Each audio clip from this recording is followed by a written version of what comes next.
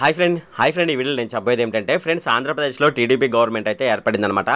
అయితే టీడీపీ గవర్నమెంట్‌కి ముఖ్యమంత్రిగా ఉన్న చంద్రబాబు నాయుడు గారు ఇంతకుముందు మనకి ఏమని చెప్పారంటే వాలంటీర్లు అనేది జాబ్స్ వాలంటీర్ జాబ్స్ అనేది కంటిన్యూ చేస్తామని వాళ్ళైతే చెప్పడం జరిగిందనమాట. ఇంతకుముందు వాలంటీర్స్ వైసీపీలో ఉండేవాళ్ళనమాట. సో ఇప్పుడైతే టీడీపీ వచ్చింది కాబట్టి కొత్తగా వాలంటీర్లని తీసుకోవడం జరుగుతుందనమాట. అయితే దీనికి సంబంధించి ఎటువంటి క్వాలిఫికేషన్‌లో ఉండాలి అనే దానికి సంబంధించి వాళ్ళైతే క్వాలిఫికేషన్‌కి సంబంధించిన డీటెయిల్స్ అయితే ఇవ్వడం జరిగిందనమాట.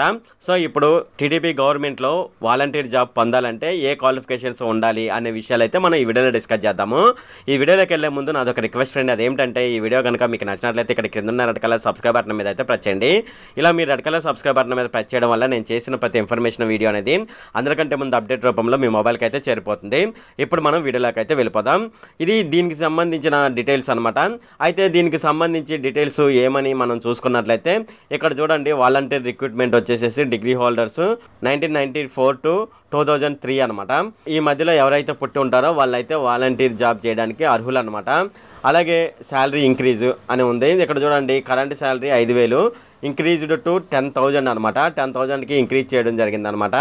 సో ఈ వాలంటీర్కి శాలరీ అనేది డ్యూటీ చేంజెస్ అయితే అవడం జరిగింది.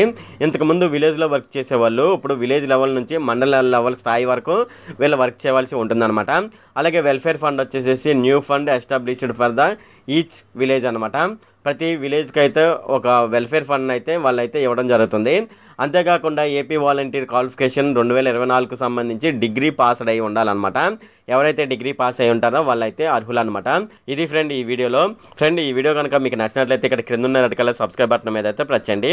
అలాగే ఈ వీడియోని మీ ఫ్రెండ్స్ అండ్ ఫ్యామిలీ మెంబర్స్కి అయితే షేర్ చేయండి. అలాగే ఈ వీడియో సంబంధించి ఏమైనా కామెంట్లోనే అనుకోండి, నాకు తప్పనిసరిగా క్రింద ఉన్న కామెంట్ సెక్షన్లో అయితే తెలియజేయండి. ఈ వీడియో అంతే friend. Okay, thank you friend.